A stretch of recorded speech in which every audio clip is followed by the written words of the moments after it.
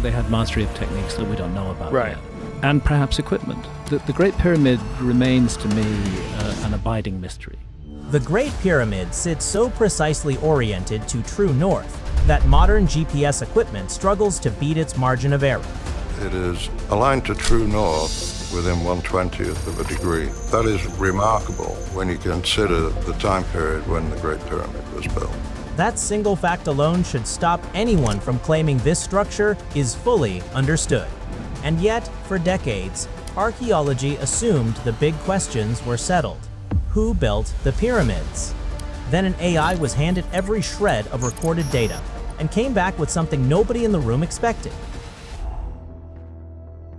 So here is what happened when one of the most advanced AI systems ever built was pointed at a question that archaeology assumed it had already answered. Grok, developed by xAI, was fed the full body of recorded pyramid data, survey measurements, quarry records, geological analyses, construction timelines, labor estimates, and asked to assess every major construction theory without defaulting to any of them. The output wasn't what anyone expected. Not because Grok returned something fringe or conspiratorial. The shock runs deeper than that. What it found was a structural absence, a gap, sitting quietly at the center of the mainstream account, hiding in plain sight beneath decades of confident explanation. Individual theories each explain pieces of the puzzle. Taken together, they leave critical physical evidence unaccounted for. And that is the moment the question opened back up, because if the answer were truly settled, an AI with no theoretical loyalty and access to every dataset would confirm it. Instead, Grok flagged that no single construction model fully explains what physically exists at Giza. That gap between what we can verify and what we cannot yet reconstruct is where this story lives. Before examining what Grok actually uncovered, the structure that generated the question deserves a proper look, because the numbers are genuinely extraordinary. So let's look at what actually exists at Giza, because before any theory can be judged, the structure itself has to be understood on its own terms. Khufu's Great Pyramid was completed around 2550 BCE. The Egyptians called it Akhet Khufu, the horizon of Khufu. That name alone suggests something more than a burial chamber. It suggests a statement, and the numbers behind that statement are worth sitting with. 2.3 million stone blocks, each one averaging somewhere between 2.5 and 15 tons, and some of the granite ceiling beams deep inside push closer to 80. Stack those blocks to their original height, and you're looking at 481 feet, roughly the same as a 40-story building built with copper tools and human labor 4,500 years ago. But what really makes the pyramid anomalous isn't the size. Size can be explained by time and workforce. What genuinely strains conventional explanation is the precision. The base is level to within 2.1 centimeters across 230 meters of bedrock. That's a tolerance most modern construction projects would accept without embarrassment. The joints between casing stones are tight enough that a sheet of paper cannot pass between them. The entire structure is oriented to true north with a deviation of just 0.05 degrees. To put that in context, the Meridian building at the Royal Observatory in Greenwich, built specifically to define north, drifts further off than that. So, the question is not whether this structure is impressive. That's settled. The question is whether the tools, methods, and labor forces we can document were actually sufficient to produce those tolerances at that scale. That is precisely where Grok's analysis begins to press hardest, starting with the calendar. The pyramid, numbers, and tolerances are real. Now Grok turns those facts into a constraint. And the constraint is brutal. 2.3 million blocks, a build window of 20 to 27 years. Run the arithmetic and you land somewhere that makes most engineers visibly uncomfortable. 340 blocks placed every single day. That's not a rough estimate with generous rounding. That's the floor. It assumes the workforce never paused for floods, festivals, illness, or the death of a pharaoh. It assumes continuous operation from the first foundation stone to the polished apex capstone. And even at that relentless pace, you're looking at one block successfully quarried, transported, lifted, and seated with paper-thin joint tolerance roughly every 4 to 5 minutes. Around the clock, through the night, through summer heat that regularly exceeds 40 degrees Celsius on the plateau. what that actually demands, not just muscle, coordination. Supply chains running simultaneously across multiple fronts. Stone arriving from Tura limestone quarries across the river. Granite traveling 900 kilometers from Aswan. Workers rotating in shifts without the whole rhythm collapsing. It's less like a construction site and more like a living machine, one that had to run without interruption for 2.5 decades. And here's what Grok flags as the first genuine crack in the standard model.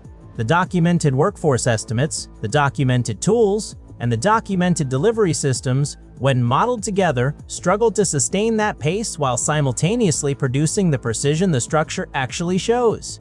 Speed and tolerance are usually enemies. At the Great Pyramid, both appear to have been achieved at the same time. That raises an obvious question about who was actually doing this work and what kind of operation they were running. For decades, the dominant answer was slaves. Thousands of them, driven by force, expendable. It was a story that fit a certain image of ancient Egypt. It was also wrong. Dr. Zahi Hawass changed that conversation permanently.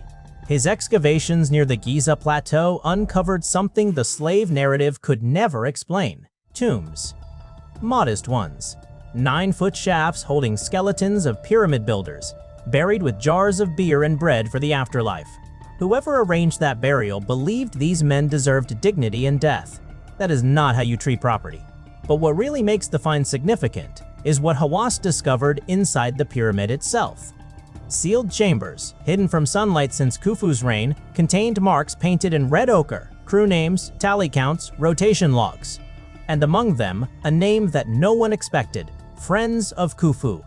These gangs named themselves after the king. They had identity, pride, something resembling professional loyalty.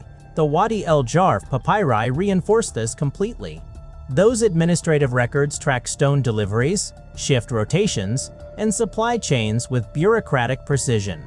This was a managed workforce, paid and fed, cycling through a system sophisticated enough to maintain records across years of continuous operation. So the slave question is settled. Archaeology closed it, and that resolution, counterintuitively, makes everything harder to explain, not easier. Because if skilled, organized, compensated crews built this structure with copper tools and human labor, then the granite inside the king's chamber becomes the next problem that demands an answer. The workforce question has an answer. The engineering question does not. And the place where that becomes impossible to ignore is not inside the pyramid. It is 700 kilometers south, at a quarry carved into the red cliffs above the Nile at Aswan. This is where the granite came from. The stone used for the king's chamber walls, floor, and ceiling. 83 blocks, some weighing up to 70 tons, was cut here, loaded onto barges, floated north, and somehow lifted into the heart of a structure already rising toward completion. But what really makes Aswan the problem is not the transport. It is the cutting marks left behind in the rock face itself. Granite sits at 7 on the Mohs hardness scale. A steel knife blade rates around 5.5. Copper, the hardest metal the Old Kingdom Egyptians reliably possessed, rates about 3. You cannot scratch granite with copper, you can pound it. The conventional explanation is dolerite pounders, rounded balls of harder volcanic rock, swung or dropped repeatedly to batter the granite surface down. The method works. Experimentally, it produces results. And dolerite spheres have been found at the site, which no one disputes. But here is what Grok flagged when it analyzed the quarry mark geometry. The cut profiles at Aswan show long, curved, evenly spaced grooves running consistently across the rock face. What they do not show is the irregular scatter pattern that hand-wielded pounding produces at scale. When a human arm swings a weighted sphere repeatedly across a surface, the impact distribution follows natural variance, slight overlaps, micro-deviations, the biological noise of muscular effort across shifts and workers and years. Those profiles are smoother than that model predicts. The geometry is too consistent. And when Grok cross-referenced the tool marks against documented labor rates for dolerite pounding, the numbers did not reconcile. Reproducing those cut profiles with that method at the required scale would demand a workforce and a timeline the quarry site itself cannot support. The dolerite pounder model is not wrong. It is simply insufficient. which raises the question the ramp theorists have been fighting over for decades. Because if the cutting is already a problem, moving the result is where the contradiction gets structural. Here is the central contradiction. To raise 2.3 million blocks to a final height of 481 feet, you need a ramp. That is not controversial. What is controversial is every single version of that ramp. The straight external ramp is the oldest and most intuitive model. Build a long, sloped causeway, drag the blocks up, keep extending it as the pyramid rises. Simple in concept, catastrophic in math. To maintain a workable gradient, shallow enough for teams to actually haul stone, that ramp would need to stretch roughly a mile long by the time it reached the peak. The volume of material required would exceed the volume of the pyramid itself. You would need to build 2 monuments to finish one. So engineers proposed alternatives. A spiral ramp wrapping around the exterior solves the length problem but introduces another. At the corners, the geometry breaks down. The ramp would obscure the very edges the builders needed to continuously sight and align. The precision documented in the final structure argues against building it blind. Then came the internal ramp hypothesis. Tunnels spiraling upward within the core. Architecturally elegant, structurally implausible. The internal chambers and stress-relieving architecture leave almost no room for the passage dimensions a loaded sledge team would require. Here is where cross-referencing adds something the theoretical debate was missing. In 2017, archaeologists from the University of Liverpool and CNRS excavating the ancient alabaster quarry at Hatnub in Egypt's eastern desert found a ramp system with a genuinely different geometry. Steep central incline, lateral staircases, post holes for a pulley-style timber apparatus. The site, dated to Khufu's reign, demonstrates a credible mechanism for moving heavy stone up steep grades with smaller crews than previously modeled. That is a real discovery. It partially closes the gap. But Hatnub is a quarry ramp, not a pyramid ramp. Scaling that geometry to 481 feet of finished height across 2.3 million blocks against a placement rate of 1 block every 4 minutes, the arithmetic still does not fully resolve. The ramp problem is not solved. It is better understood, which is a different thing entirely. And precision, it turns out, is an even sharper edge of the same problem. Precision, it turns out, cuts deeper than any ramp geometry. So here is where Grok's analysis shifts register entirely. Not from disputed logistics to something even harder to dismiss, the raw numbers embedded in the structure itself. Start with orientation. The Great Pyramid deviates from true north by 0.05 degrees. That is a margin of error smaller than most modern surveying instruments achieve without electronic correction. To anchor the scale, 0.05 degrees across a 230-meter base translates to roughly 20 centimeters of drift. The builders landed within that, consistently, on all 4 sides, using the sun, stars, and presumably plumb lines made of string. But what really makes that figure alarming is what it demands. Not just a skilled eye, but a repeatable, transferable method precise enough to hold tolerance across a multi-decade construction window through different crews, seasons, and leadership rotations. Now layer in the base leveling. Across that same 230 meters, the foundation varies by just 2.1 centimeters in elevation. Imagine flattening a surface the length of 2 football fields to within the thickness of a thumbnail. Ancient workers achieved this without laser levels, hydraulic equipment, or reinforced concrete benchmarks. Grok flags this as the second clustering point, where individual tool capability and cumulative achieved tolerance stop matching. Then, the internal geometry. The king's chamber dimensions encode ratios, the room's length to width to height, that correspond to specific mathematical proportions. Whether those proportions were intentional or emergent from structural necessity remains genuinely contested. What is not contested is that they are there, measurable and reproducible. And here is the turn. Individually, each of these numbers has a plausible explanation. Stellar observation for orientation, water channels for leveling, experienced masons for chamber dimensions. Grok does not dispute any of those mechanisms in isolation. The problem is the cluster. When 05 degrees, 2.1 centimeters, and precise internal ratios all appear in the same structure, built at the same pace, by the same copper tool workforce, the margin for accumulated error should be far wider than what actually exists. That gap between expected tolerance and achieved tolerance is exactly what mainstream institutions have been quietly grappling with. That gap between what the tools should have been capable of and what the structure actually achieves is not just a fringe talking point anymore.